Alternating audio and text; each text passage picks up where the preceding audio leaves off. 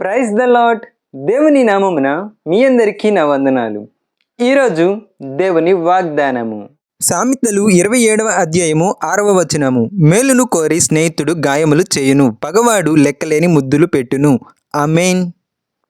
ఈ వాక్యము ద్వారా యేసుక్రీస్తు వారు మనతో ఏం మాట్లాడుచున్నారంటే, మేలును కోరే స్నేహితుడు గాయములు చేయును, పగవాడు లెక్కలేని ముద్దులు పెట్టును అని చెప్పుచున్నారు.